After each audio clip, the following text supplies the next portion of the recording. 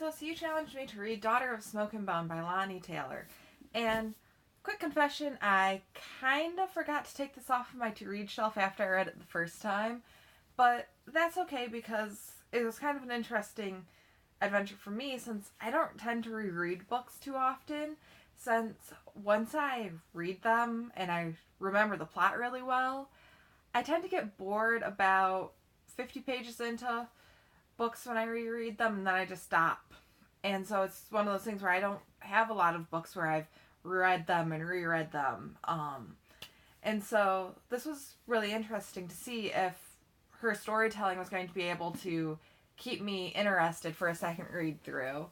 And she actually did a really good job. The characters were super compelling, and the details that she puts in, not just to what's going on, but the setting, describing Prague and all these other locations, kept me interested, even though I knew what the story was going to be this read through. So yeah, it was a really good book, and one of the things that really got me thinking about this book is it is very much a Romeo and Juliet style love story. And with those sort of things, sometimes the idea of wanting things and maybe desiring to do things that might feel good at the time, it might be a bitter pill to swallow to say, no, I'm not going to do this.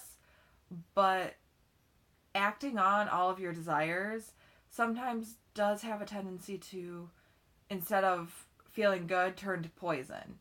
So while swallowing the desire might be bitter at the time, maybe not always acting on what you want can have a better result, and and things can get better beyond what you think they are, because there's always more than what just what going on in this world. And if we're just acting on our desires, then sometimes we forget, oh well, maybe what I'm seeing isn't the entire story, and there's always more. Everyone has a backstory, everyone has their own things going on. And I think that was one of the big things that I thought about during this book, this second read through especially. So this book was one of my best books of 2017, so I did give it a 5 out of 5 stars. So yeah, that was Daughter of Smoke and Bone by Laini Taylor. Can't wait to see what you challenge me to read next. Bye!